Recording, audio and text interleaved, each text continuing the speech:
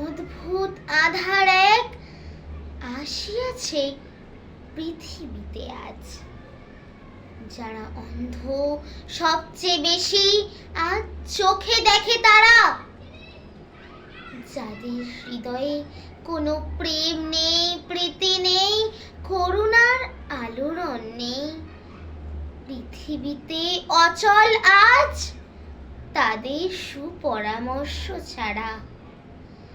যাদের গভীর আস্থা আছে আজও মানুষের প্রতি, এখনো যাদের কাছে স্বাভাবিক বলে মনে হয় মহৎ সত্য বা রীতি, কিংবা শিল্প অথবা সাধনা, শকুন ও শেয়ালের খাদ্য আজ তাদের হৃদয়।